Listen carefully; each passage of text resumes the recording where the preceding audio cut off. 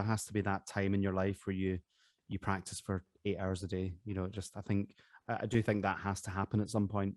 But like you say, it's getting somebody to a point where the love of it and the excitement of it negates the time that goes into it.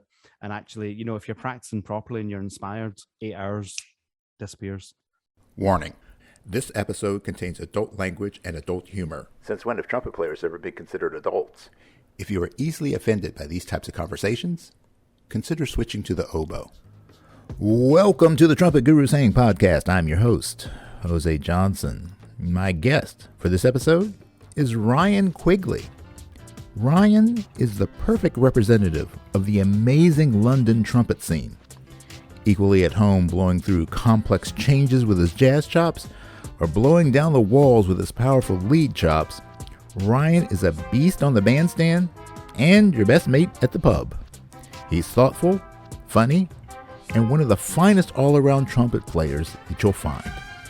So, pour yourself a big glass, pull up a chair, and let the hang begin.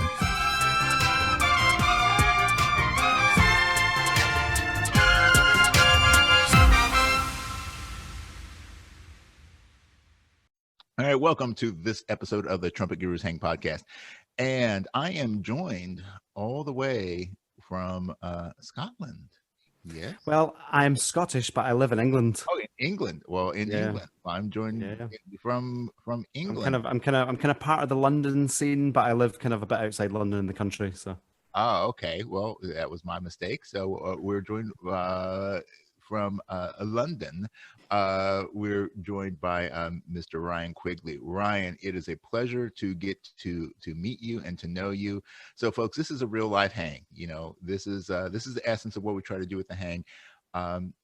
It's to get to know other people. And Ryan and I have never met. We're connected by a mutual friend. I'm going to say friend because I'm going to assume that he doesn't owe you money or anything like that. No, and I don't owe him money either. Oh, okay. By my good friend and show sponsor, Mr. Michael Barclay of Barclay Microphones, who's also a phenomenal trumpet player.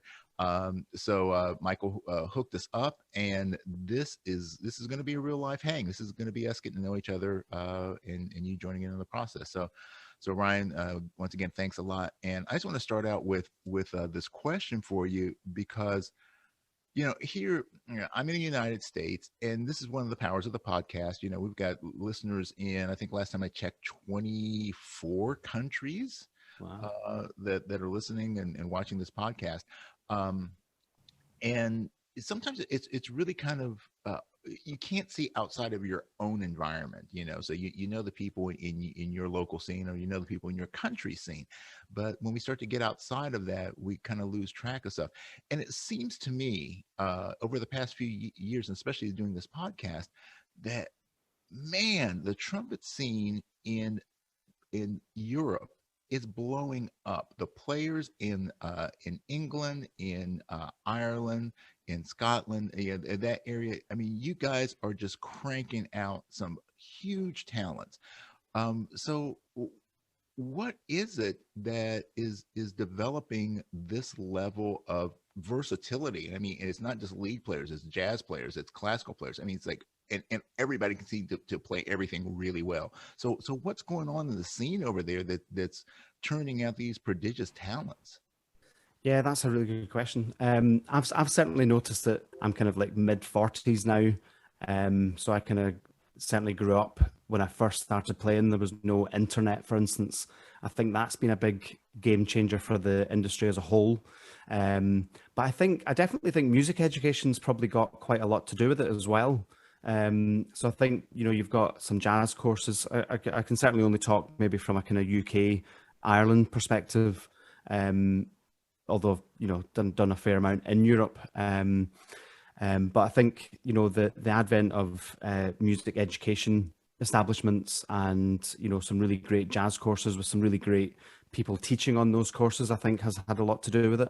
I also think that there's always been a real appetite for jazz, certainly, and, over this side of the pond, right back to the start of jazz, it was always kind of like, it sparked the imagination of everyone. So I think we've always certainly looked to America as the kind of benchmark of all things, certainly from a jazz perspective, all things jazz, all things lead trumpet. So I guess just the inspiration of that has just always kind of fed through. I think there's been a real surge in interest. I think probably due to the education side of it and the kind of the internet side of it, and people being able to, the world becoming much smaller, so I guess that's my take on that, I think. Mm-hmm.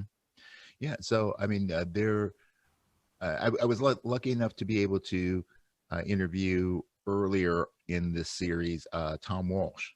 Yes. Great guy, great player, great arranger. And because of Tom, I kind of started to get turned on to a lot of the other cats in that scene. And it's every time I listen to something, I'm like, holy cow. I mean, you guys are just crushing it over there. There seems to be so many projects that are going on there, and there seems to be actually a whole lot of opportunity to perform there. There seems to be a lot of cool clubs and think. Well, I mean, obviously with COVID, that kind of screwed the pooch for everybody. But it seems that in general that the music scene in particularly in the London music scene is just really, really happening. So like, how long has that been going on? And am I correct in my observation of that? Yeah, I would definitely say you are. I mean, it's always felt like it's been quite a healthy music scene.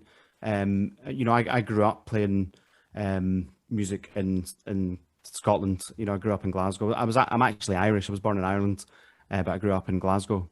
So I grew up playing on the kind of Scottish music scene, and it was an unbelievably vibrant scene. When I first started out, I was playing in function bands. I had a couple of jazz residencies in a couple of bars. There was also the kind of emergence of an incredible Latin American music scene. So when I was, early 20s, I had great opportunities to play with some really great Cuban musicians and, other South American musicians, some Brazilian musicians.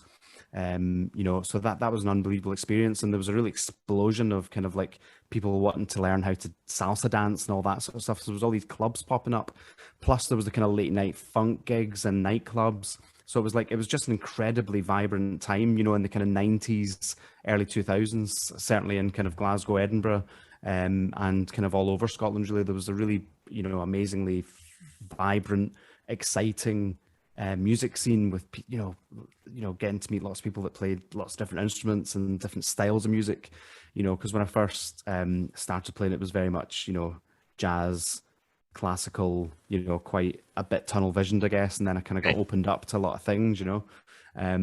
But then, as I got a bit older and started, playing with different bands and kind of touring with my own, jazz group, or, being a sideman in other people's sideman in other people's groups, going around the country, going to places like London and Birmingham and Manchester and, Cardiff and, Leeds, there was every city seemed to have its own scene that seemed to be really healthy. There was all these young cats playing, learning the music, and like I say, every scene seemed to have this kind of hunger for wanting to learn, the music and jazz, and it's been a really amazing thing to watch over the last, oh God, I'm getting old now, like 20 years, so yeah, it's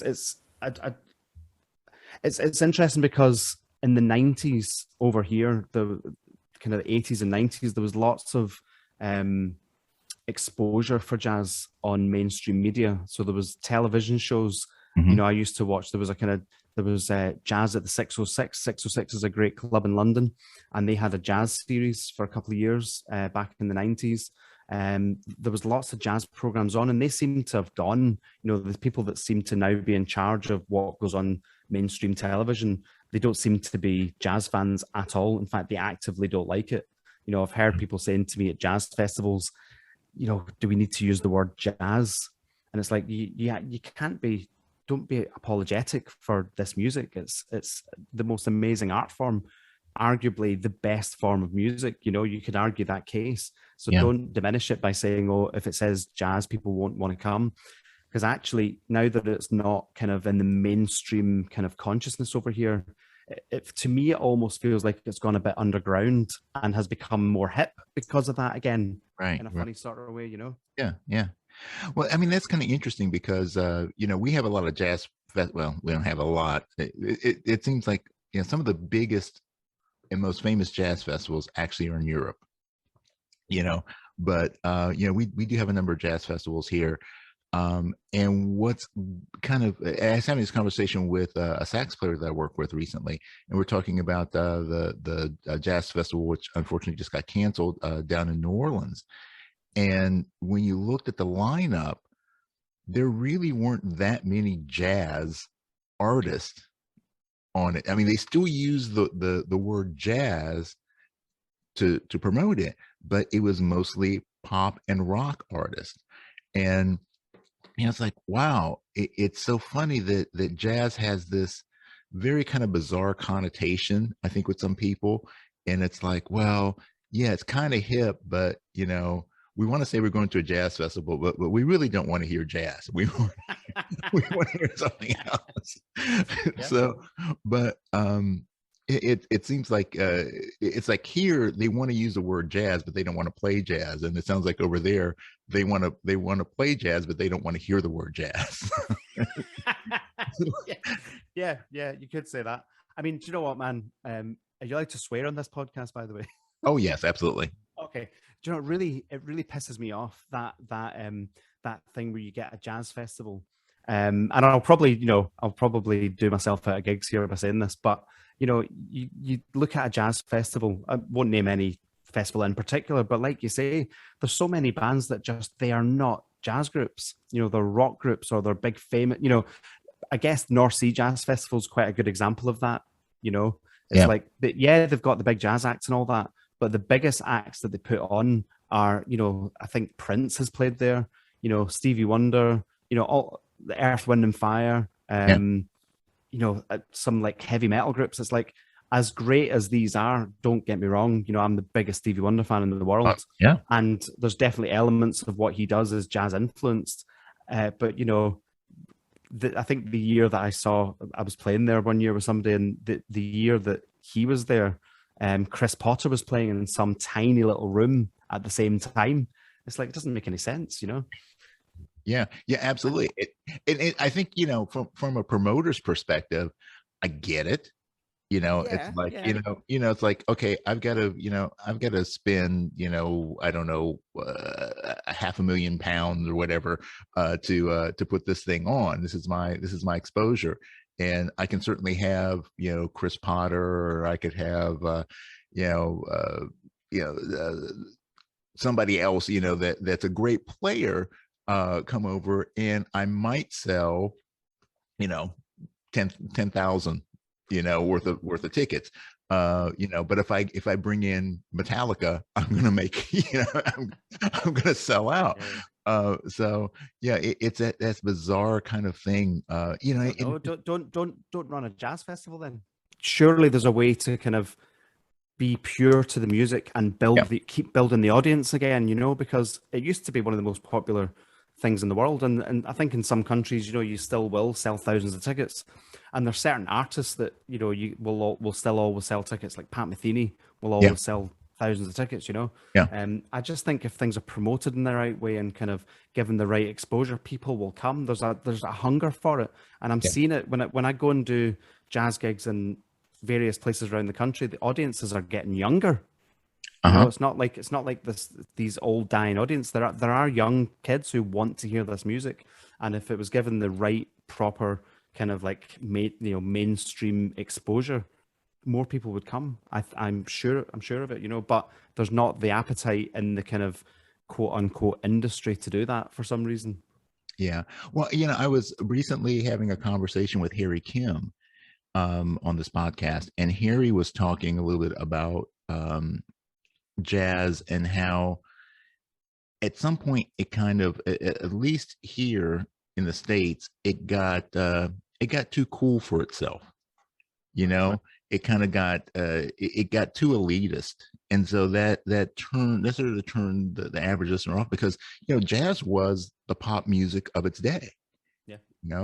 And that's the thing about popular music, is that it's kind of interesting how those cycles work. But if you want to be popular, that means that there has to be a combination of doing your art, producing your creativity, but it also means that it has to be done in a way that appeals to the populace. It has to Sure. be, and that requires a level of compromise in some ways. I hate to use that word because it has such a bad connotation, but you have to understand what people are looking for and are finding enjoyable, and then find a way to present your ideas in a way that's going to resonate with them. And I think sometimes we get stuck in that, if it's not hard bop, it's crap. If it's not, if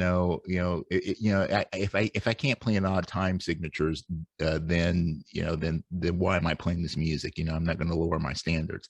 And I think sometimes we miss out on the opportunity to reach a new audience because we get so stuck in trying to be purist in what we do. Man, I could not agree with you more. I couldn't agree with you more on that. I kind of draw a little bit of a parallel with contemporary classical music. Like classical music's obviously such a big art form and it's so popular, but yet it's so backed by, the media and all the rest of it. Certainly over here, I don't know what it's like in America, but certainly over in the UK, classical music, we've got the proms, we've got Radio 3, we've got Classic FM, it's very present in people's minds. But nobody wants to listen to contemporary classical music because it's bullshit, most of it, It's like, who's going to want to listen to that? We're having dinner, sweetheart, put on that Steve Reich record, said nobody, Do you know what I mean? But, I think you're right. It's like, you can still have the art form, but if it's kind of massaged in with the kind of, we're seeing this from your point of view as the listener as well. We're going to push the boundaries, but we're going to bring you along with us away. We're going to bring you along the way with us. That's how you get impact. Yeah. Not just like it's art, it's uncompromising. Here you go. Here's a picture of a line on a wall. It's worth £1 million. Come on. We're human beings. We need things. We need melody. We need to be able to look at a picture, and it can be challenging, but you need to be able to see something in it. You need to be able to hear some kind of melody. You need to, I totally agree with what you're saying. Yeah. Well, I'm probably going to upset at least half of my audience with this statement. One of my favorite trumpet players currently is Chris Bodie. A lot of people hate Chris, and I have my theories on why they hate Chris. And I think the biggest reason that most people don't like Chris is because he's successful. He's commercially successful, and they label him a sellout. But here's what I'll say about Chris. Chris is a beast of a player. Yeah, he really is. The guy, he's got chops. He's got like high chops. He's got jazz chops. He just chooses, to go with that kind of diffuse sound because that fits the genre he's going for. But the thing that I love about Chris, because I've seen him live a number of times, is, you listen to his recordings and they're, nice, melodic, good sound, things like that, the things that appeal to the average listener.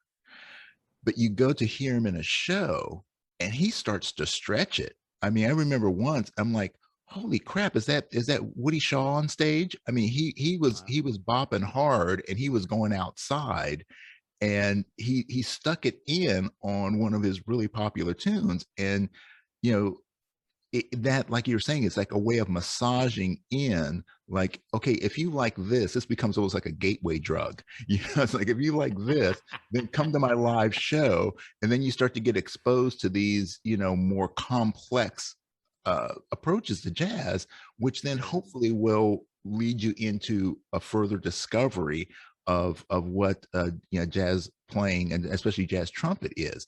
So I think that there's a huge lesson to be learned from that. I mean, not everybody has to go that route, but even players that like, particularly like in the commercial sense, like that guys who are doing stuff with more pop acts. I mean, I remember the first time I heard uh,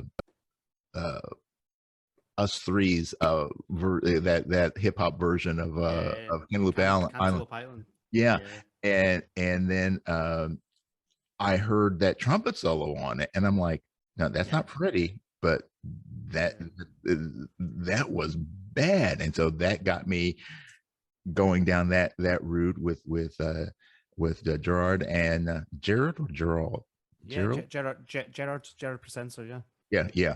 And then then I got turned on to like guys like Mike Lovett and other guys that are playing in the London music scene. But it was through the pop music that I got turned on to their jazz stuff. Yeah. So I think there's a lot to be said for doing that. So like for you, where's your heart lie? I mean, what's the thing that really gets you excited about playing? Oh, do you know what? That's a really great question. And I did a gig last night, and it kind of, I've been like, there's been, like everywhere else, we've had no work, we've had no gigs, and I've had a little lucky run of things recently. I've done a few nice gigs, with a Latin jazz. But actually, me and two other friends have set up a Latin jazz group, because we both, all three of us, the three of us had a kind of upbringing of playing Latin jazz music. So we decided to put a band together. So it's me and a sax player and a trombone player, and it's a band called Triple, spelled TRYPL, because it's Trevor, Ryan, and Paul. So that's where the name comes from. And there's three of us. Anyway, I digress. We did 3 gigs over 3 weeks recently. We did the Jazz Cafe in London. We did a gig in Ronnie Scott's 2 weeks ago, which both of them were totally sold out, which was really incredible. And the audiences have started, being allowed to come into the venues again. And we did a gig last night in a place called Norfolk, which is far away from everywhere in the UK. It's just miles away. One of those places, Yeah. wherever you are, it takes forever to get there. Yeah. And again, it was a great audience. And also I've been doing some session stuff, going into like Abbey Road and going into, doing some home session stuff. And I did a gig with like a symphony orchestra a couple of weeks ago, and they're all really different things. And the thing that struck me last night, for some reason, it just hit me. I just love playing the trumpet. Like, I just love playing the trumpet. It doesn't matter whether it's a lead chart. It doesn't matter if it's a Latin jazz group. It doesn't matter if it's my own original jazz stuff. It doesn't matter if it's me being a sideman. It doesn't matter if I'm sitting in a recording studio, trying to play whatever. Like, when I'm actually playing the trumpet, I just love playing the trumpet. I guess I started off as a jazz player. My dad was a trumpet player. He was a jazz player, so he started the love of music and the love of playing the trumpet in me. And growing up, I had a really amazing listening kind of education from him. So like one of the first things that really turned me on to the trumpet, you might laugh, was Herb Alpert. So his Tijuana brass stuff. That was like the first thing that I heard, and I was so young, but there was something about it that just really moved me. I remember Lonely Bull was like, I just played it on. I've got the vinyl somewhere. I just played it all the time. Yeah. And then he would let me hear. The way he sat down and listened to music with me was amazing as well, because he was like, the other amazing record that really kind of sparked my kind of jazz interest was the 4 and More record, Miles Davis, where the first track's My Funny Valentine, and it's the most vibey, unbelievable version. But my dad would like sit me down and say, check out what Herbie's doing here. And then when Ron Carter comes in, he was just like, it was this holistic kind of thing. It wasn't just listening to the trumpet, although the trumpet was obviously, when you're a kid, it's like, oh, the trumpet's the best thing in the world. But he really instilled a kind of, you know, you got to check out all this other stuff as well. Right. And then he kind of turned me on to Maynard Ferguson. And then it was like, what the fuck is that? I want to do that as well. What's that? Yeah. So I had this kind of, but you know, so my dad was self-taught. He kind of started me off, and because he was my dad, I didn't really want to learn from him, so I kind of wanted to do it myself. So he taught me kind of on the sly without me realizing a lot of things, you know. So I guess I'm mostly self-taught. I had a trumpet teacher at high school who was a Dixieland trumpet player.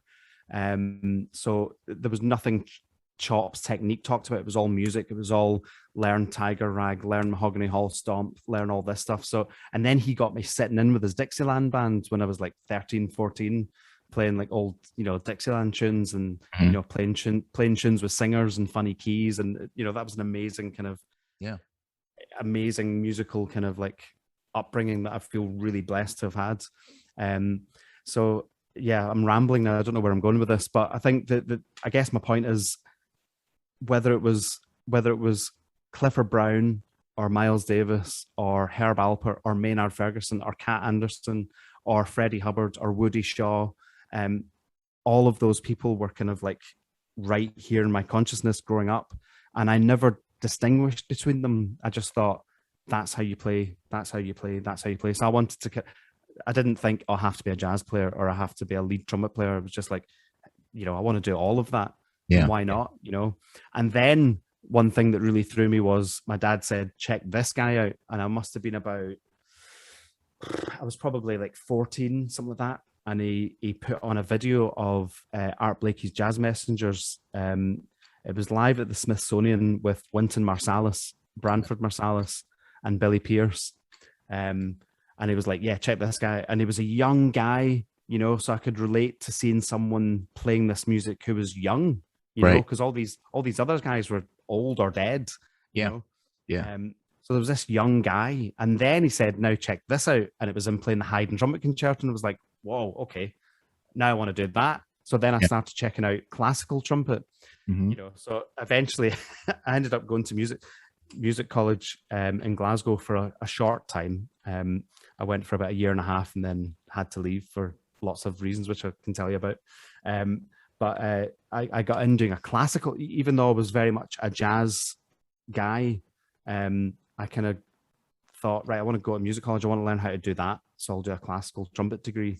And I kind of, you know, practiced my ass off and, you know, learned all these classical things. And I probably was never very good at it, but I certainly had the interest in it, you know. So, but again, just to go back to my point about 4 hours ago, it was all, to me, it was all just trumpet playing. Right. You know, I just, every style that I sit down and play, I just want to play it really well. And I really just love having the trumpet in my hand and just playing. It's my safe space, you know. Yeah. The trumpet. Yeah, I can absolutely relate to that. I mean, I was very much the same way with you, as the trumpet is a safe space, and it's just it's so much fun, you know. And I was explaining this to someone else that, you know, when I was younger, you know, when I was in a good mood, the first thing I wanted to do when I got home, if I had a great day at school, I wanted to come home and play my trumpet. If I had a bad day, the first thing I wanted to do was come home and play my trumpet, because it was, you know, that was just the thing that I would do to get into that space where like, you know, time just kind of disappeared. And of course I hated practicing. I just love playing. And, you know, but I think that, you know, you said a couple of things that are really kind of critical, I think, and I want to kind of circle back on them. Like one thing that you were talking about, it's you learned by the exposure to the music, as opposed to the, you know, like the strict theoretical, you know, here's, you know, step by step, you know, going through the Rubanks methods and all that sort of stuff. Yeah. It was exposure to the music, and it was done in a way, and you know, I have to give props to your dad on this. It was done in a sneaky way. Yeah. You know? Yeah, totally. Yeah. Because he didn't set it sounds like he didn't set any expectations or limitations on the horn. It was, here's what the trumpet can do, listen to this, here's how it fits in with other music, listen to this. It was learning the real skills that you need. Certainly you need the technique, but these are the real skills that will keep you engaged and employed in the long runs. Your ability to work in a cohesive unit, your ability to listen, your ability to alter your stylistic interpretations of things. Those are the real skills that especially a commercial player needs. So I mean, do you feel like, in retrospect, now that you're a more mature man, if that's possible for a trumpet player to be more mature? I'm older. I'm not more mature, but I'm older. You're older. You're a dad now, right? I am. Yeah. Yeah. So responsibility time. Uh, so we'll talk about that later too. Absolutely. When your newborn gets their first trumpet. So no, but do you see, as you're looking back, do you see that as having influenced your approach to like sharing or teaching or guiding younger students into their practice? Definitely. I think one thing that I feel very, very strongly about is kids having the right kind of positive mentors, in their lives musically, and socially as well. I think it's really important that kids aren't. It's not like a kind of dogmatic thing. You must do this, you must blah blah blah. Because like you rightly said, there's the technique's important. All these things are really important, but it's how you get them to, and everyone's different. So I don't think there's a one size fits all approach works for education. Like some kid might come to you for a lesson and they're very much, the thing that turns them on is technique, and they love it. And then, so you go with that. And then somebody else might come to you and the thing that turns them on is the latest, whatever snarky puppy album. So how do you kind of spark the interest in learning the trumpet through that avenue? I think you've got a big responsibility. I think one has a big responsibility as an educator to kind of look at each individual and kind of tailor what you want to get across to them the way that will be most effective, that they will be receptive to it. So yeah, I think that's really important. Yeah. Well, and I think that when we look at the way that most of us, I mean, I've talked to thousands of trumpet players over the course of my life, obviously, and over the past year, with the podcast, talked to a lot of people that I don't think anybody that I've ever talked to said that they started playing trumpet because they wanted to learn music theory, or because they wanted to be able to play the entire Clark book. They get into trumpet because, well, either because they're forced to by their parents, which means that they usually don't stick around very long, but they become serious about trumpet because they love it. Yeah, absolutely. And it seems yeah, granted, I understand intimately that there's a price that you pay for mastery, and it's the hard work, it's the grind, it's the sweat, it's the stuff like that. And you got to be, but it's the love that gets you through that. Because if you don't have a passion for something, when stuff gets tough, you're going to quit. And it's passion that gets you through. So I think it's really, we kind of do things backwards, I think, because I think that educators, regardless of whether you're teaching trumpet or you're teaching science or you're teaching anything else, I think it's important that you do everything you can, particularly at the beginning stages, or at those stages where there's going to be a drop off, like the 6 month, the 1 year, the 3 year marks, things like that. You've got to do things that instill passion and fire the passion up, so that then they have the fuel to get through the arduous work that it takes to get from where they are to where they need to be the next level. Yeah, definitely. Yeah, absolutely. There definitely, like you say, there has to be that time in your life where you practice for 8 hours a day. You know, just I do think that has to happen at some point. But like you say, it's getting somebody to a point where the love of it and the excitement of it negates the time that goes into it. And actually, you know, if you're practicing properly and you're inspired, 8 hours disappears. You know, if you structure it properly, you know. So yeah, it's definitely a skill to be able to kind of, I don't know. I think teaching's it's definitely something I feel very strongly about because I love doing it. But I think you've got to. It's not really about giving information, teaching, you know, like dogma, all the rest of it. It's about it's about it's about making someone discover how they learn and then giving them the tools so that they know how to teach themselves. You know, I Yeah. think so. That's what I think about that. You know, it's everyone's on their own journey, and you've got to kind of shine the torch on the path that they want to take and give them the torch so that they can go on that path themselves. That I think that's what a great teacher. I'm not saying I'm a great teacher. I think that's what I aspire to do when I am teaching. You know, it's giving people the tools to go on their own journey on their own. You know. Yeah. Ultimately. Yeah, and yeah, Bobby Shu is big on that. You know, you are your best teacher, and I agree. I mean, I used to say that when I was teaching martial arts, that it's like I can't. You know, you're not going to learn anything from me.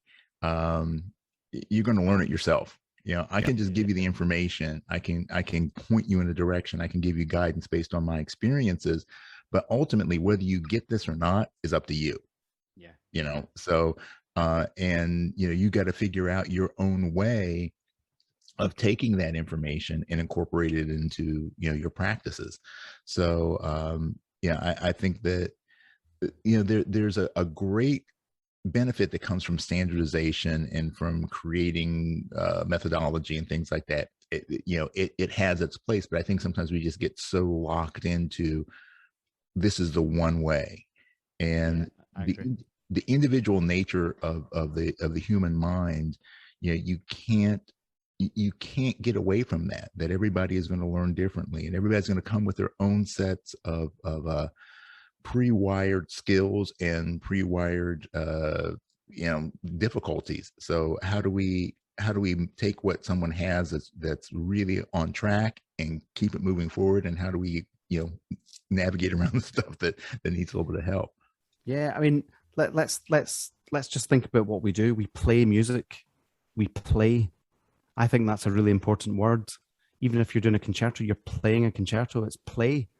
Play. What does that connotate? You know, the concoctions of that are play. Play is fun. You Yeah. know. So even if you're playing this hardcore Rachmaninoff piano concerto, you're still playing. You Yeah. know, it's only music. You know, Yeah. it's not Yeah. life or death. Everything's going to be all right. You know, some Yeah. people get really, really serious. You know, in all idioms of music, it's like super serious, which is, you know, it's got its place, but we're still playing. You know, so there's got to be a kind of, for me, that just you know, the image of that for me is joy. You Yeah. know, no matter what it is we're playing, and yeah, it's serious at times. And you know, if you're in a session and you know you've you know, there's 80-piece orchestra there, and you know, don't fuck up, you know, Yeah. don't split a note, or else it's Yeah. going to cost that time, and that's, you Yeah. know, that's pressure. And to be honest, that's a pressure that I love. I love that pressure. And even with that, you know, I still kind of find a joy in it, you know.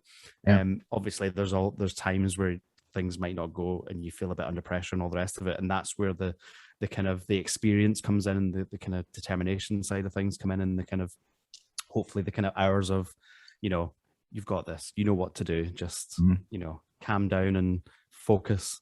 Don't, somebody said a great thing to me a long time ago, don't think, concentrate. You know, don't get too in your own head, you know. Yeah. I'm really interested in something you said. You taught martial arts.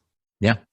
That's awesome. What martial arts? I did a variety of Chinese systems, so I was Amazing. proficient in about 25 different systems. Wow, that's But incredible. yeah, so that was 30 years of my life. So That's incredible. But see, for I always regret not doing a martial art. I went to one Jeet Kune Do class Hmm. with one of my other sons. So I've checked this out, man. I've got a 25-year-old, a 17-year-old, an 18-month-old, and an 8-week-old. So crazy. Dude. Living that rock and roll lifestyle, I see. But one thing I always regret is not getting all of them into some kind of martial art. Me and my my second to oldest son went to one, like I say, Jeet Kune Do class, and it was brilliant. I absolutely loved it. But for various life reasons and divorce and all this sort of thing, we couldn't get a chance to kind of just follow it up. But I think I can only imagine the kind of the dedication to technique, mastery of kind of like physical skill, physical health as well, and just dedication. I mean, it must be very, I've not done it myself, so would you say it's kind of very much similar to music in a way, or is it really different, or is it? Absolutely. Absolutely. Yeah. I used to drive my students crazy. Well, not all of them, because I did have a number of musicians in my class, and they loved it because I was always making musical analogies. Like, you need to think about phrasing these actions, Okay. you need to think about the dynamics, you need to think about, projection, you need, all these different kind of things. And they were all musical terms. So my musical experience drove my martial arts stuff, and then my martial arts stuff has driven a lot of the stuff that I've done musically, because of the skills that I had to develop. I mean, the side story is that I started doing martial arts seriously. I did it when I was a kid first, but I did it seriously as an adult because I was dealing with stage fright issues as a trumpet player. And so I just needed to do something that allowed me to get beyond that. So and also because we talked about music being fun. When I was doing I toured for a couple of years, and I was playing 6 nights a week, and trumpet stopped being fun because it started being a job. And I mean, it's in my early 20s, so now it's a kind of a different thing. But I kind of got burned out because I didn't have a release. So I didn't have that thing of joy of going in my room and practicing, because it's like, crap, I've been practicing all day to learn these tunes for tonight's show, and and I got to rest my chops. So I didn't have that balancing.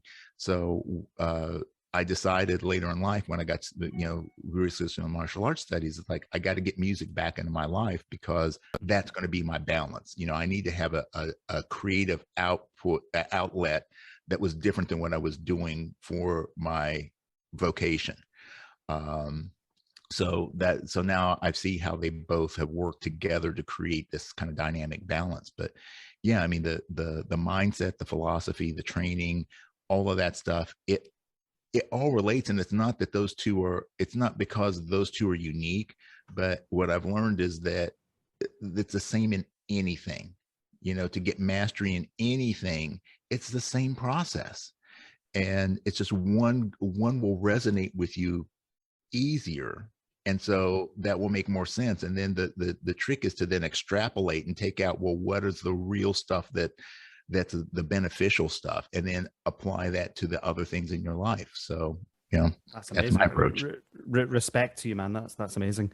And it's amazing that you found, because I've had definitely stage panic attack issues in the past, for various reasons, and it's amazing that maybe you've had something similar, like you said, a kind of stage fright issue, and you did something really positive that was really different to deal with it, and it worked. It's really amazing that you had the kind of foresight to kind of do that. That's amazing. Rather than kind of go down the kind of maybe the therapy route that some people go down, and maybe that helps some people. That's amazing that you did something that was so different. Physical exercise, I guess that's good for the head. That's brilliant that you thought to do that. Well, I don't know if it was so brilliant. I think it was just I was like, yeah, what the hell? Let's try something different. And that's kind of the story of my life. Sometimes I just like, what the hell? Let's do this and see what happens. I mean, even like this podcast, it's like I've learned so much through the process of this that I never would have thought that I would learn. And I started it for one reason, and it kind of morphed into something else. Mhm. It's like, oh, okay, well now I guess this is old age showing up. That looking back then at my life, I can kind of start to see the patterns and go, okay, yeah. So I don't know where this is going to end up, but I can see how this is starting to show some of the same aspects that some of my other career choices have made. It's like, okay, there's some lessons here, so let's stay open and receptive to it. But yeah, like stage fright seems to be a big thing, and particularly, I don't want to say stage fright, for instance, but you said about in terms of anxiety, yeah, and performance anxiety. I mean, the fact that you have 4 kids means that you don't have that much performance anxiety, but I think that particularly like when you are a lead player. Okay. Because I mean, if you're a jazz player, you can kind of get away with stuff. If you crack a note, then it's stylistic, man. Yeah, totally. Yeah. Or was it Dizzy that said, like, if you play, there's no such thing as a wrong note, and if you play something you didn't mean to play, just play it twice, and people will think you meant to do it. But when you're a lead player, I mean, particularly when you've just got to nail a passage or something like that. There is a certain level of anxiety that has to come into that, and I think it has to be a healthy anxiety. You've got to stay on your game. You have to have that, kind of be on the edge, but not be so far over that it hinders your ability to do it. So, like, when you're approaching something, if you run a session or you're doing a live gig and you're looking at this and like, who the hell wrote this shit? Yeah. Like, what do you do to get yourself in the right mindset to just be able to go out and do what you know that you can do? I think from a studio point of view, the thing that I like to try and do is, make every other kind of piece of the jigsaw fit and be easy. So get there early, don't run into the session 5 minutes before 10 a.m. and be all flustered and get the trumpet out and drop the mutes and be all panicked, and then you can't realistically expect to play well if you're under that time pressure. Right. So if I've got a 10 a.m. session, I'll want to get there about 9. Get sat on the seat. If I'm playing the lead chair on that session, I'll have a quick look through the music, do a bit of a gentle bit of playing, bit of a warm up, and then leave it, go and have a coffee, maybe have some breakfast if there's time, and then be sitting ready to do the session 10 minutes before the session starts, and just be calm, and just be kind of focused on the job that you've got to do. So from a mental, for me, from a mental point of view, if I can get all those, it doesn't always work out. Life can be chaotic sometimes. Cars might be stuck in traffic. Trains might be delayed. You might be a bit late, but if you're aiming to get there an hour early, if you're half an hour late, you're still half an hour early. Right. Somebody said a great thing to me. There's no such thing as on time. There's no such thing as early. There's on time or late. So it doesn't matter how early you are. The earlier you can get to, I think, a session situation, the better. And I've definitely been guilty of in the past of kind of trying to cram too many things and turning up, because I've done it. I've ran into a session 5 minutes before it starts and been under real pressure and just felt terrible. And that's when you have to really pull stuff out of the bag, and I've been lucky and I've got away with it, but it's not felt very good.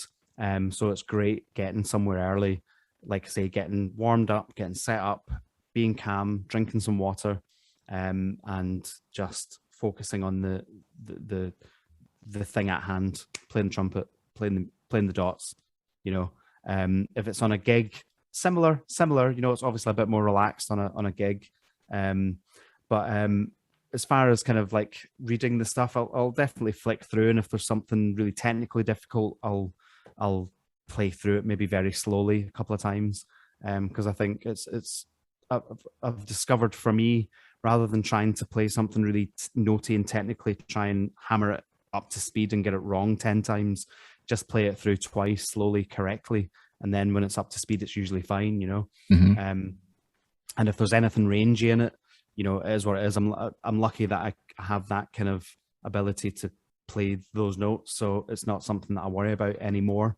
You know, if it goes, very rarely you're going to get asked to play above a double C, but as long as it's no higher than that, I'm usually all right. There was one session I did actually, which was it was nice because it worked out. It was a session with the Metropole Orchestra, and Vince Mendoza was conducting, and there was there was a line at the end of it was Lullaby of Birdland, and there was the last phrase went ba-do-da, so it was A, C sharp, D, and we played it, and he said, will that go up the octave? And I said, give it a go. I'd never played a D in my life ever, you know. But it was like, okay, give it a go. So I was like, okay, well, let's just do it as a drop in on your own. And the whole orchestra were there, the whole brass section, the whole rhythm section. So everyone just kind of like, so I had a room full of like however many people, 60 people turned around to kind of watch me do this overdub, and it worked. It worked out. Oh, great. Yeah, leave it to Vince to do that. I went to college with Vince. So did you really? Oh, yeah. That's brilliant. Okay. Yeah, when he was doing his undergrad. Yeah, and yeah, he was writing some amazing stuff back then. Oh, man, he's such a genius, man. I love that guy. He's just amazing. Yeah, I got to get Vince on the show because I haven't talked to him. I haven't talked to him since the early '80s. So Is that right? Yeah, because he was a trumpet player, right? Yeah, You he know, was the trumpet player. Yeah. Yeah. Yep. So, yeah. I just his that arrangement. I don't know if you've heard it. There's a Gregory Porter arrangement that he did of Smile. Mm-hmm. I don't know if you've heard that. If you haven't heard it, check it out. It's just incredible. It's just amazing. And there's this heartbreaking key change that he does that doesn't, you know, one of those that doesn't sound like it is a key change in a way. It's just like, it just sounds like it's just amazing. Just amazing. Yeah. I love it. Yeah. Vince is he is so talented. I'm just I every time I listen to something that he's done, I'm just blown away and just so happy for him that he's doing what he's doing, because you know I love the Metropole to begin with, but the stuff he's done with them is great. Well, you know, actually, let me ask you. I want to ask you a two-part question here. Talking about those kind of gigs, what has been? Everybody's had one of these, I think. What's been your shit the pants gig? You know, the one where you're just like, oh my God, I can't believe I'm doing this gig. I'm so, you know, freaked out by this, you know, kind of like, you know, you're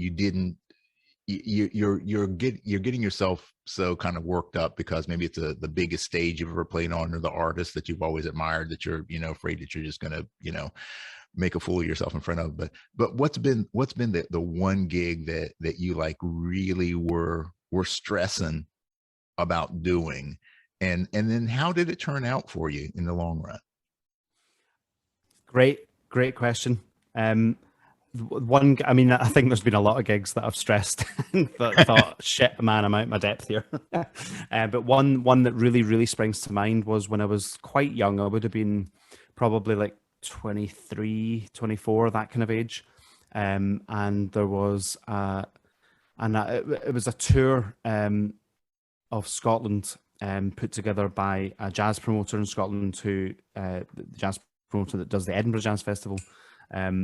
But they kind of put this tour together with some Norwegian musicians and some Scottish musicians, and the music was just really, it was difficult jazz, you know, odd time signatures, which to be perfectly honest, I'd never really done. You know, I'd never really checked out playing an odd time signatures to my, you know, don't know what the word is. I should have, you know, but I didn't.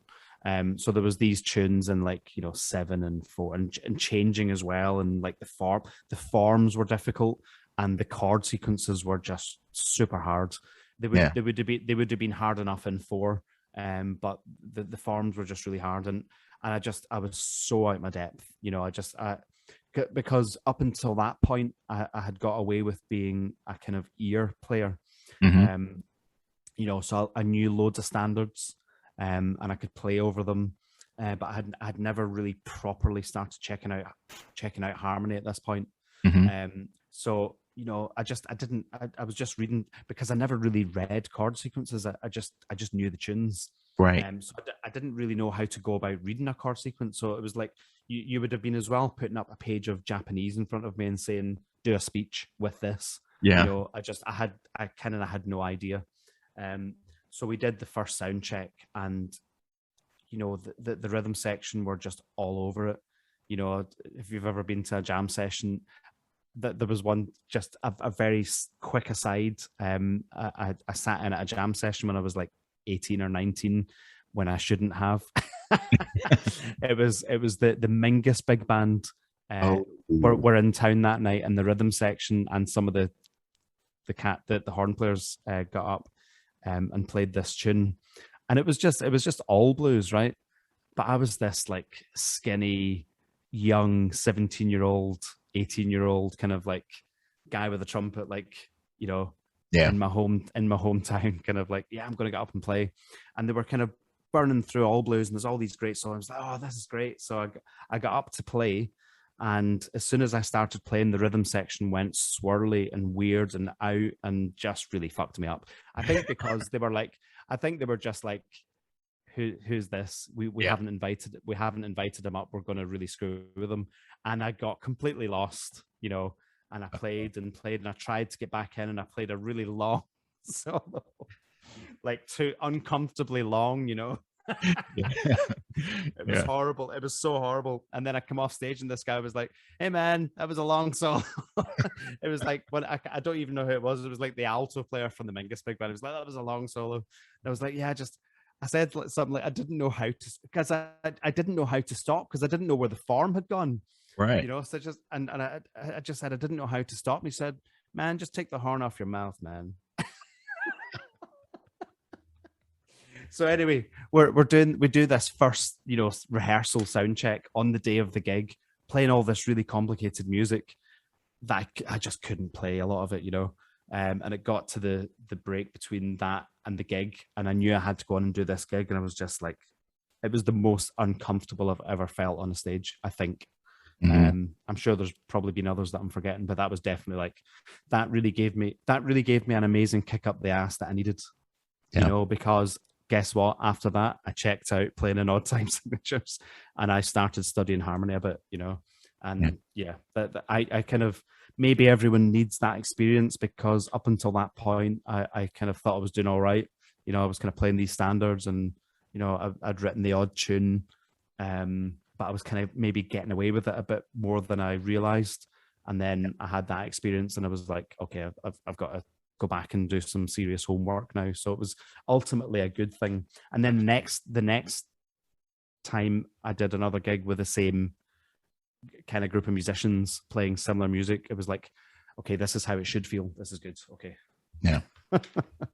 Well, I mean, that's a really great point that I think, first of all, you do have to put yourself in situations where you're uncomfortable if you want to grow. I mean, and the more you do that, and the more you stretch yourself, the more potential you have for growth. Now, the flip side of that is that if you do that too much, or you're not prepared to be in that kind of testing situation, then that's when it becomes very easy to quit, because you get so frustrated and things like that. So, so when we were talking about education, how do you coach or mentor your students through that process of, hey, look, if you want to be, the best way to get good is to, in some ways, dive in the deep end, and swim with the big boys, and you're going to, you're going to sound like ass, and you're going to feel embarrassed. But, you'll know what you don't know. You know, so how do you get them, you know, to do that, but also keep them, you know, grounded with the, you know, the mental side of it, that it's part of the growth process, and, you know, don't be freaked out when you can't do something. Yeah, I mean, definitely if it's jazz students, I definitely always say, go to jam sessions, learn some tunes and go to jam sessions and sit in with people. And if they call a tune that you don't know, you know, have a go. You know, um, if it's really something you can't hear, go back and do a bit of homework. But with standards, you should be able to kind of feel your way through it the first time if you don't know it. Because generally standards aren't that challenging. Harmonically, particularly a lot of them. It's like, yeah, there's different substitutions, and some standards have got some complex forms and all that. But on the whole, standards you're looking at pretty standard harmony. So if you don't know a tune, just listen to it. Especially if there's a singer there, even better. Just you don't have to play the tune, but play a solo, feel your way through it. Go and sit in at jam sessions. Listen to music, man. Like the amount of people that maybe that I've come across who want to play jazz, but they've not really checked out much jazz. Mhm. It tends to be people from like I've had lots and lots of classical trumpet players come and ask me for lessons, and probably 75% say I want to work on my range, which is kind of, for me, it's like one of the most boring questions I get asked. How do you play high? And then you get some that want to, I want to get my, I want to learn jazz, but Mhm. you quickly discover that they've not really checked out any jazz. They've maybe heard one or two things that they've liked, but it's like, okay, have you checked out Louis Armstrong? Have you checked out Clifford Brown? Have you checked out Miles Davis?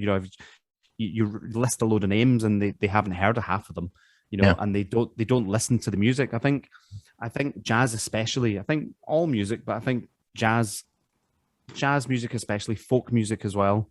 But music that's kind of an almost like an oral tradition.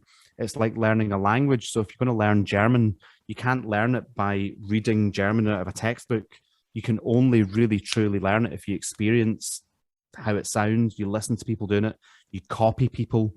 You eventually internalize what the words are. So then you can use the words, and then you can start to put sentences together, and then you can speak the language. I think that's what you have to do with jazz. It's like when a baby's learning to speak, they copy you. They say single words until they eventually understand the word. Then they can eventually get a sentence, and then eventually they're having a conversation with you. And the more creative, kids are so creative with conversation. It's a shame that we kind of lose that as we get older. Mhm. But I think with jazz music, it's exactly the same. You've got, yes, you've got to study the theory, of course, but I think it's got to be a kind of oral thing. You've got to listen, internalize, copy. You've got to copy and then come up with your own thing eventually. But if you don't do that, you're not really going to be able to play the music kind of authentically, I think. Yeah. Yep. Absolutely.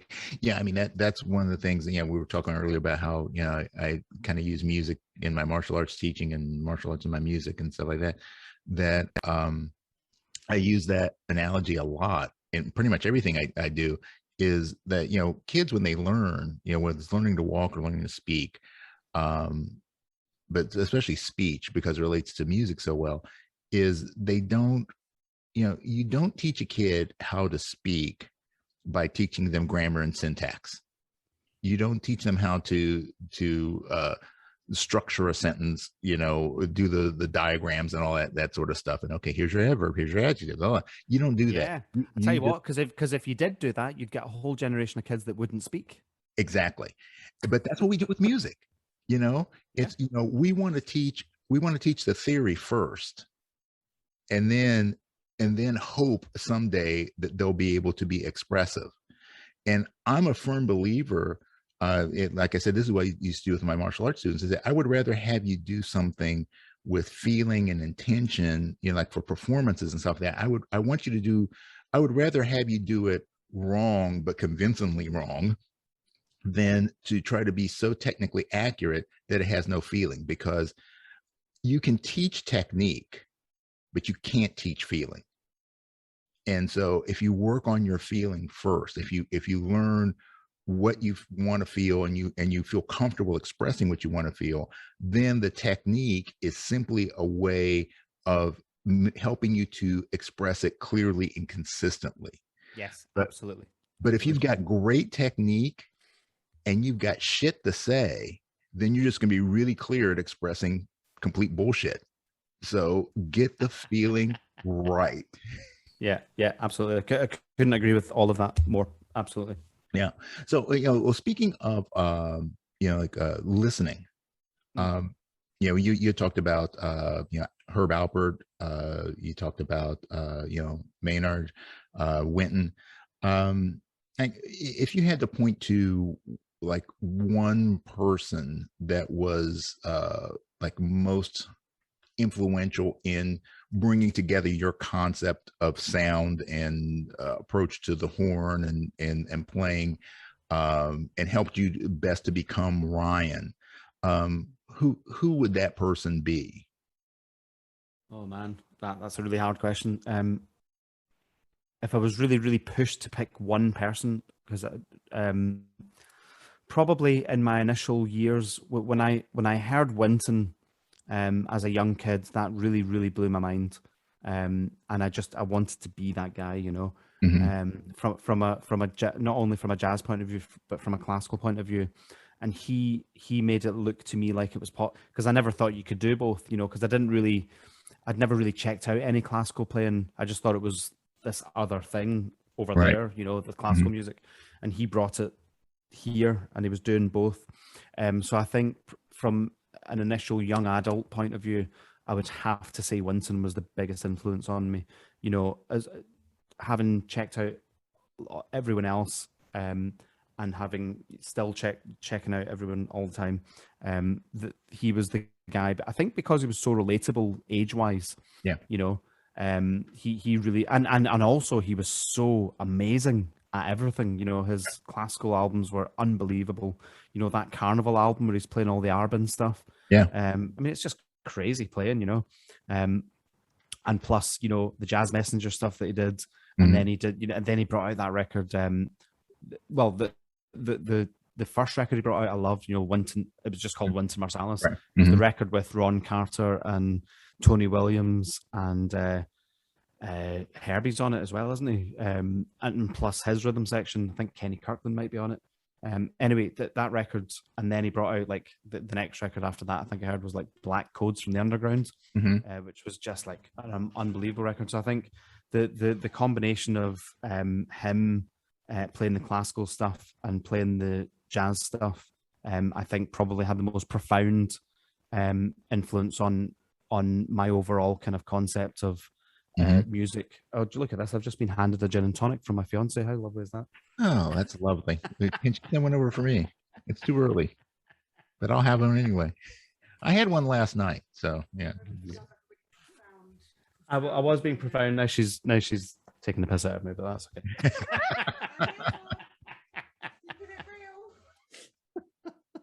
She's amazing. Do you know what? She's amazing. She's an amazing classical viola player.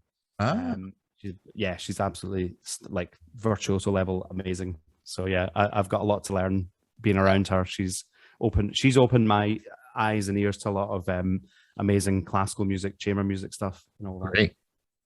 Great. We'll get her on the podcast next. Yeah, for sure. But yeah, I think from just it's quite a difficult question to answer, but that's the answer. If I was to pick one guy that had the most profound influence on me kind of growing up, it would definitely be Winton, because was and probably still is arguably the greatest trumpet player on the planet. He's unbelievable. Yeah. And a dead nice guy. I've been lucky enough to meet him and hang out and play with him a couple of times, and he's just lovely as well. Oh, that's cool. Yeah. You got to get him in your podcast, man. He's on my list. I've just been, I don't know. I'm not afraid of talking to many people or reaching out to people, but I don't know. There's just something about Winton that I just got to do it. The first person, and the person that scared the hell out of me about approaching, and I just said, screw it, I'm going to do it anyway. Because it was a person who to me was that kind of defining, like I can point to that and say, this is the person that kind of put everything together for me. And that's Jerry Hay. And, you know, I reached out to Jerry, and he was the nicest guy, and, Yeah, right. super, super sweet guy, and, so yeah, I got to get Winton on get Yeah, Winton on. man. I was very lucky. I got to do one gig with Jerry, where it was with Quincy Jones, and Jerry was kind of there helping Quincy and Yeah. doing a bit of conducting and all that. And he was, yeah, just like you say, he's the nicest. He's the most kind of unassuming, nicest guy Yeah. you'll ever meet. He's amazing, and for such a kind of giant, it's like we've all heard Jerry Hay without knowing we've heard Jerry Hay. It's like it's unbelievable. For the icon that he is. Yeah, he's just this nicest man ever. Yeah. Well, and it gets back to what we were talking about at the very beginning, is that, he just loves the trumpet. He loves music, and he loves wine. But, it's the thing that you get him talking about trumpet. Yeah. He just he enjoys it. It's been such a part of his life. So that's cool. Do you know what I love? I love that I still feel 18 when I'm playing the trumpet. I still feel like a kid, and I still feel like we've all got so much to learn and so many places to go. But like, I really feel like a beginner, still. And I kind of love that feeling, because I can't wait to just get some other shit together. I do genuinely love it. It's weird. Yeah. Well, no, I feel you, man. I mean, it's like, I'll be 60 here in a few weeks. And, it's like, I when I'm on the gig, I feel so full of energy. I feel like I'm, still 20 years old, until after the gig, and I'm packing up and my back is hurting and my feet are hurting. Tell you what, you don't look 60, man. You don't look anywhere near it. I look 70, I know. So that's a gin and tonic talking. All right. Well, we've got a few segments we got to get through here. Okay. And the first one is our newest segment, and it's brought to us by our mutual friend, Mr. Michael Barkley. This is Barkley microphones sound off, and then the sound off section, we're going to actually kind of build off what we were just talking about a little bit. I want to talk about your approach to sound, and particularly the kind of advice that you would want to give someone who's looking to either develop or improve their own sound. I mean, I think consistency of sound is really important. I think I don't think people should worry or concentrate too much on range until they've got a good consistency of sound going on, throughout the range that they already have. So I think if you've got like an amazing consistency of sound up to a top C, you're going to be really employable. So consistency of sound, accuracy, and good time, are the things that I would want people to be concentrating on if they're just, especially if you want to be like a commercial studio musician, you've got to play in time, you've got to play in tune, and you've got to play with a good sound. So they're the things that you really need to work on, and accuracy, of course. So yeah, just, I think don't ever sacrifice sound for range, I think would be some quite good advice, because I think people want to maybe walk a bit before they can run sometimes with playing high, and it's not quite as important as people maybe think it is to be a commercial trumpet player. Obviously you need to have a kind of good working range, certainly up to top G for sure. But if you've got an amazing working range up to like a really solid top C, top D, but it's always accurate, it's always got a great sound, like I say, you're really employable, so I don't know if that answered I don't know if that was the question you asked, but that's somehow that's where I ended up. Okay, well, that's where you ended up, so that's where we ended up. So, you're driving the bus on this one, buddy. Okay, so our next segment. The next segment is something that all trumpet players love.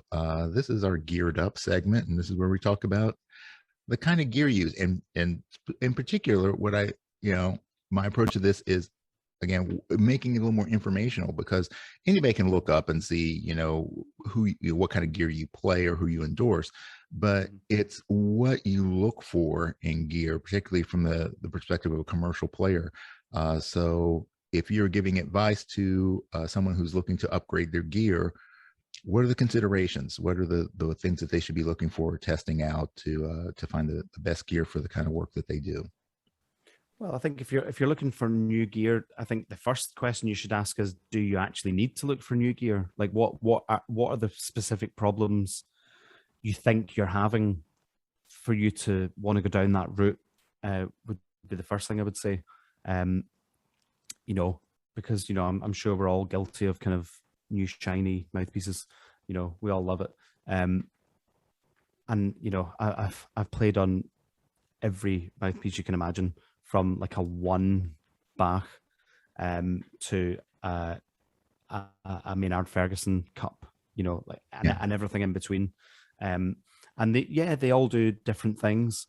I think depending on what kind of playing you're doing, if you're doing more commercial stuff, if you're playing some lead trumpet stuff, I think you certainly don't want to be playing on something that's too big, because that's not going to be efficient for what you're doing.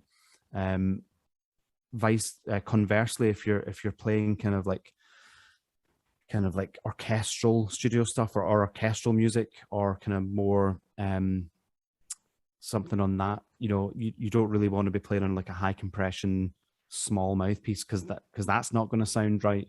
I'm a kind of a bit of a, having gone through the amount of mouthpieces that I've gone through and the amount of trumpets that I've gone through, I don't think the mouthpiece has as big an effect on range as people might think it does. I think sometimes you can put a small mouthpiece in and you can play an extra fourth on your range, but you'll only last 5 minutes and then you'll be exhausted. Playing on a small mouthpiece is actually a real commitment. It's difficult, I think people think it's a cheap mouthpiece. I think a 1 1/4 C is a cheap mouthpiece, because it's really easy to make a nice sound in that. Yes, playing on a small high compression mouthpiece is a commitment, and it's difficult. Is what I would say about that. I think if you're looking for maybe a bit more edge on your sound, if you think it's maybe you want to try something a tiny bit shallower, or maybe a tiny bit tighter. If you want to get a bit more body to your sound, if you want to get a bit more kind of resonance to your sound, resonance is not the word I want to use actually, a bit more kind of a bit more of a rounder kind of more classical sound, of course go bigger. But I think definitely look at what you're doing and what you're on at the moment, and are you having issues? First of all, if you are having issues, what are they?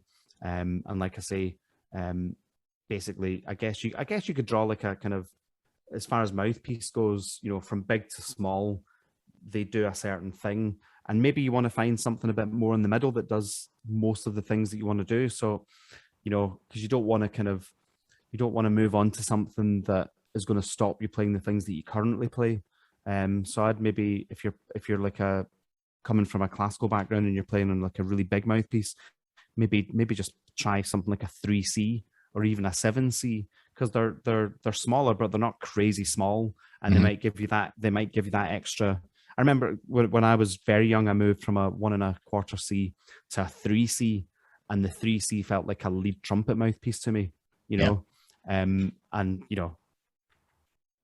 that's crazy to think of that now because of what I play on now. But it's all relative. It's like you just have to figure out what you're looking for, and be sensible about it, And I think don't be scared to change gear as well, depending on what you're doing. I think people get really, again, I think especially in the classical world, don't know what it's like in America, but in the UK certainly there was a real thing. You play on one thing and one thing only, and you can't mess with it because it's going to screw that, man. Like honestly, these things are really resilient, Like I play trombone a little bit, and for years I thought, oh, trombone's going to wreck my chops. And when I started playing trombone, it really did wreck my chops because I believed it would. And then many, many years later, a friend asked me, can you play trombone? And I was like, no.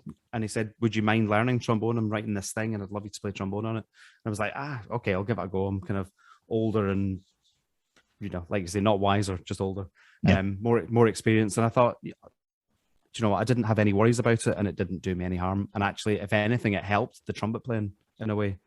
So don't be afraid to change. Yeah, I mean, you look. There are a lot of guys that double that are, like, Maynard was, especially in his earlier stages of his career. I mean, he would play trumpet, he would play baritone, he'd play valve trombone, so it didn't seem to hurt him. No. So, but then again, but are you kind of a middle of the road equipment guy, or are you, like, I know a lot of guys, especially commercial, but do a lot of commercial playing. It's like the standard gear is kind of like more, not as extreme on the high compression side or extreme on the big side, just kind of like, kind of right there where you have all of as much of the advantages of the high compression piece, as well as kind of having the fullness of a larger piece. Yeah, I mean, I've got to a stage now where it's taken me quite a long time to get here, but I have various mouthpieces that I play depending on what I'm doing. So if I'm playing kind of pretty extreme lead trumpet parts, I play on a Maynard Ferguson Cup, a Warburton, and when I'm playing like more standard lead trumpet stuff, that's probably not going to be necessarily go much above a G or an A. I play on a Wayne Bergeron GR studio model, and when I'm playing more kind of orchestrally, I'm not brilliant at it, but sometimes I get to do it. I play a 3C. So I kind of there's, I think I've learned over the years how to play on each mouthpiece without it feeling particularly different on either mouthpiece, and what each mouthpiece gives me the thing that I need for what I'm trying to do. I guess most of the time I play on I mean, this changes every now and again. I'll go through a kind of phase of going, right, I want to try something different. But at the moment, for the last little while, I've been playing on the MF, which I believe is a copy of the Giardinelli 1 mouthpiece that you used to play on. I've got a few different versions of that style of mouthpiece. But I guess at the moment I'm playing most things on that, because I think if you can make a good sound on a small mouthpiece, it's going to be quite efficient for a lot of things. It's not right for everything, but it's definitely much. I find it harder going small than going big. So I like to play on small gear, and then if I need to go bigger, I find that quite easy. But going the other way around, I find it a little bit challenging. So makes sense. All right. Well, we've got one more segment to get through, and this is brought to us by our good friends at Robinson's Remedies. Some rapid relief for your chops with the Robinson's Remedy Rapid Fire Round series of questions all over the place. And we're going to find out how many gin and tonics that Ryan actually had during the course of this interview. You're really, really making me jealous, I have to tell you. So I have a good friend who's from London, and actually she and her husband both are from London, and we had many conversations about gin and tonics, and we've shared our particular recipes. So there's a science to a good G&T. There's a science to it. The right balance. So anyway, here we go. We're going to have a series of questions here. Get to know a little bit more about Ryan by picking his brain on these bizarre questions. So let's start the first one. Ryan, who's the biggest influence on your life that's not a trumpet player? Biggest influence on my life that's not a trumpet player. Do you know what? It would be my fiance. Because she's super cool, and she's my best friend, and she's just made my life better, and she talks sense when I don't. She made your life better because she just brought you the G&T. Is that what you're saying? Well, also that she's really good at doing that as well. So, all right, good enough. All right, what's your favorite book? My favorite book. There's a really amazing book by a Scottish author called Lewis Grassic Gibbon, called Sunset Song.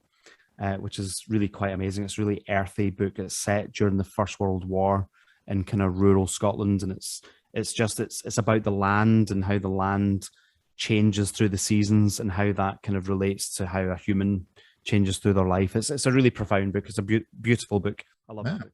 That sounds really interesting. I have to check that one out. What's the worst movie you've ever seen? The worst movie I've ever seen. you know what? There's a movie. What the hell's it called? It's called. Oh, I'm gonna have to. Oh God. I'm gonna have to look the movie up because it is truly terrible. You might know it's about a doll called Brahms, and it's kind of like comes to life. It's supposed to be like a horror movie, but it's the most unscary, crap, terrible plot horror movie I've ever seen in my life. I can't remember what it's called though. I'm sorry, but it's truly awful. It's worse than the Chucky, one of those Chucky movies. Oh The yeah, it's worse. Yeah, it's awful. Oh, okay. Bad acting, bad plot, bad story. It's hilariously bad, you know. Okay. All right. If you were not a trumpet player, what would you want to be? If I was not a trumpet player, I initially, before I wanted to become a trumpet player, I wanted to be a paramedic. So I might be something in that field. Okay. Maybe something medicine, maybe something paramedic-y, that kind of neck of the woods. Okay. Now this could be a hard one for you to answer. What's your favorite drink? My favorite drink, I'm very, very versatile with my Mhm. drinks, but there's nothing beats an amazing pint of Guinness in Ireland, in my hometown. So I was born in Derry in Northern Ireland, Mhm. and there's some great pubs there. So an amazing pint of Guinness in Ireland, you just that's my hands down favorite drink. You know, I was in Ireland a few years ago, and I have to say, I wasn't. Yeah, I went to the Guinness factory and everything. I love the tour. I love the history of the tour. Still not a big Guinness fan. That's okay, Still man. not. It's not to everyone's taste. I think, you know, it's a very specific thing. No, I no. guess. Whiskey. That's a different story. That's a different story. Well, whiskey would be my close second Uh-huh. for Okay. sure. All right. Give me a nice single pot still. And I am straight. I had a great one, Teelings. Oh yeah, that's beautiful. Yeah. Oh, oh, that was a wonderful experience. Have you ever had Lafroig? Yes, I have. That's probably my favorite whiskey. Would be Okay. Lafroig. Okay. Well, when we meet in person, we will share a Lafroig, a Teelings, and a Guinness, and a gin and tonic, and um, you can be a paramedic and wheel me out. All right. You can have a dinner party and invite any three people in the world to this dinner party. Who would you want to invite? Wow. Um, there's a comedian or comedic actor over here, and kind of great intellect, and I think he's just a really interesting guy. A guy called Stephen Fry. Oh, I Um, love Stephen Fry. I think, yeah, I think he would be just brilliant to have at a dinner party because I think he would just be. I think everyone would just be looking at him, just saying, "Keep talking." Yeah. It's amazing, you know. So he definitely Stephen Fry. All living, did you say? All living. All living. Okay, so definitely Stephen Fry. I think it would be really interesting to team up Stephen Fry with I think Hamish Stewart, Okay.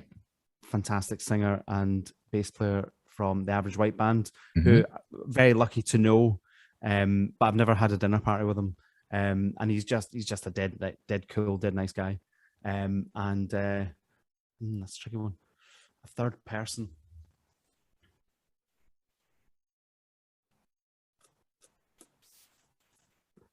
Daniel Barenboim, because Who? he's a really interesting guy. So Daniel Barenboim, he's a classical virtuoso pianist. He used to be married to Jacqueline Dupre back in the day, Okay. Mhm. and he's the conductor of the Staatskapelle in Germany, and he's just had an amazing. He's Israeli, and he lives in Germany, and he set up this kind of the Eastern Divan Orchestra, which is kind of like bringing, you know, Palestinians and Israelis and, you know, lots of other cultures together and making that kind of peace thing. I think he's a really interesting uncompromising kind of character. So I think that might be quite an interesting group of people to have sitting around chatting about the world. Cool. All right. So you got 3 additional chairs at your table. Now you can invite 3 people from history. Any 3 people that are no longer with us. Okay.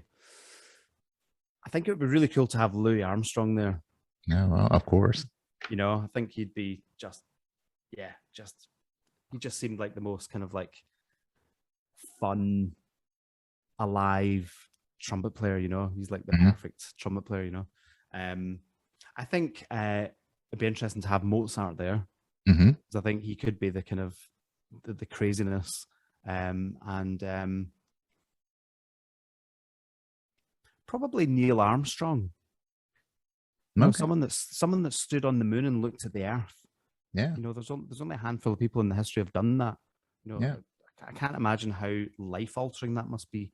Yeah. Man, you actually thought that through, and you know, I like that. You're checking all the boxes. So the Armstrong brothers, Louis and Neil. Distant relatives. All right. Next question: lacquer, plated, or raw? Plated. Okay. Plated. Yeah. All right. What's your favorite quote? This is where the mind goes blank and you can never remember all your nice quotes. Do you know what I love? Oscar Wilde. You know, I think he's just such a great writer, and he said something amazing, which I think is almost like a kind of, it's like a really, it's quite profound and beautiful. It's something like every saint has a past, and every sinner has a future. I love that. Yeah, that's great. That's great. All right. What's your greatest fear? Oh, that's easy. Anything happening to my children. Okay. That's absolutely my greatest fear. Anything bad happening to them. You could be granted one superpower. What would it be? A superpower.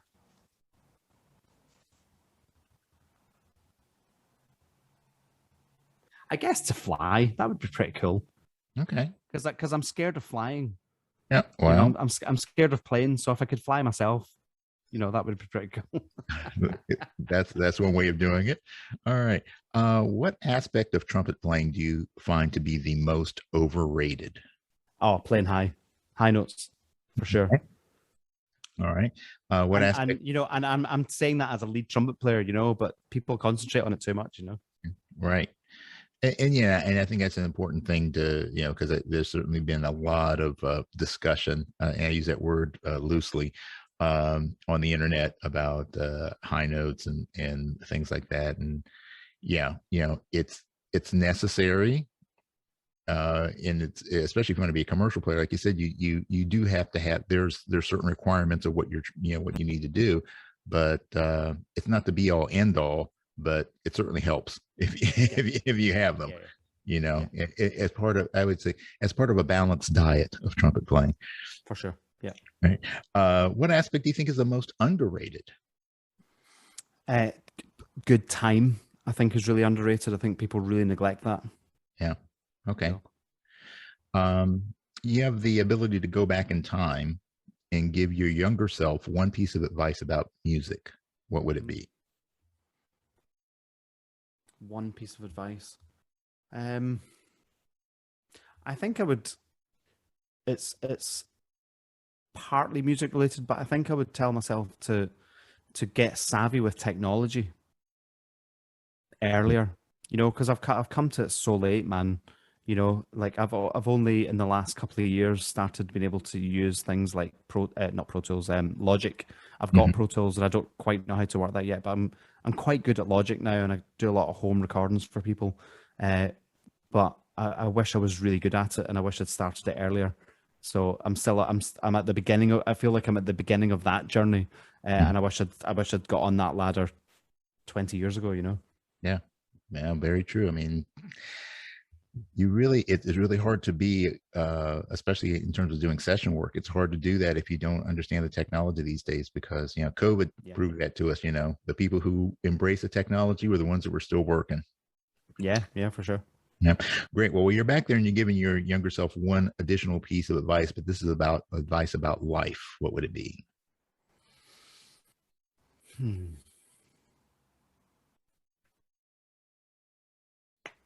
I guess that's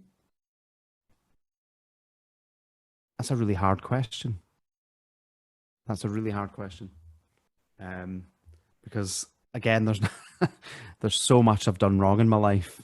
There's so many things I would say. I think you know. I guess if it was I guess I'd probably give myself a bit of a break. Like don't be so hard on just in general, just let up on yourself a little bit. Yeah. Yeah. Just give yourself a little break every now and again. Okay. Well, that's good. All right. Final question for you, Ryan. What do you want your legacy to be? I would love my legacy to be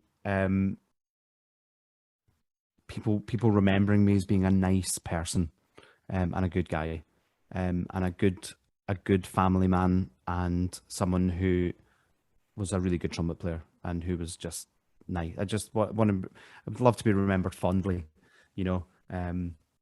So I guess that it would be that good person, good father, who happened to be a whatever trumpet player I end up being, hopefully that'll be good as well. But yeah, just certainly I'd rather have people remember fondly than going, thank God that guy's gone. Well, I don't think that will be the case, my friend, because I have enjoyed our time together, because I mean, you are a great guy. You're a great hang.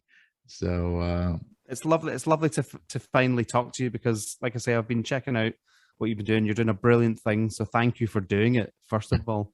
And hopefully we will actually get to meet in person sometime. You never know, when all this shit's over, Yeah, when I started the podcast, the original idea was this is going to be, live interviews, like, actually sitting down at a bar somewhere, Cool. and then COVID completely shit the bed for us.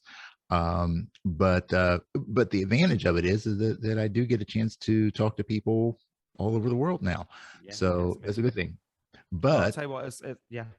Sorry. But now that things are starting to open up, my hopes are that I will be able to balance out the virtual with the real, and I would love to get a UK based hang, and maybe fly over there and get you and some of the other Man, guys out there, and we just you'd be very welcome with open arms. Do you know Wow. the amazing thing about the London trumpet scene, which I'm very, very lucky to be a very small part of. And I came to it late in my life, because the only reason I really moved was because I met my partner about 10 years ago. Musicians don't move for a gig, they move for a woman, right? Exactly. But I'm very lucky that I've been accepted onto the scene over the last decade, and I have to say that the scene is lovely. It's just full of amazingly lovely people. I could name all of them, but I'll forget someone and offend someone. But honestly, the scene is so beautiful, and the standard is so high. You can't stop being on your game. You've got to be on your game. You've got to keep pushing. But it's a health. I don't even know if it's a competitiveness. It's just really positive in every way. I can't really say a bad word about the scene over here. As far as trumpet playing goes, it's a real community. And like I say, I'm incredibly lucky to be a part of it. But you're very welcome. Come and hang for sure. Well, I will certainly do that. I will take you up on that, my friend. So thank you so much again for joining me today, and hanging with me, and sharing a G&T while I had to suffer through my coffee. But next time we'll turn the tables. So for sure, man. All right, and just if you're not hip to the work that Ryan's doing, make sure that you follow him on social media. He's got some great stuff. I was just listening to some tracks last night, and like, holy cow, I don't know whether I want to shake his hand or punch him in the face, but that's very kind. Thank you. Yeah, but some great stuff. And just, and if you are or find yourself in London, make sure you check him out, any of his live gigs. That gig at Ronnie Scott's had to be fantastic. I mean, Yeah, it was great. yeah. So No, anyway, listen, man, thank you so much for having me. It's a real privilege for me to be here. So really, genuinely, thank you. Well, thank you. And thank you for joining us for this episode of the Trumpet Gurus Hang. And make sure that you support our sponsors and, share the love, share the show with somebody, and that you think will enjoy the madness that is the Trumpet Gurus Hang. So as always, folks, peace and slide grease.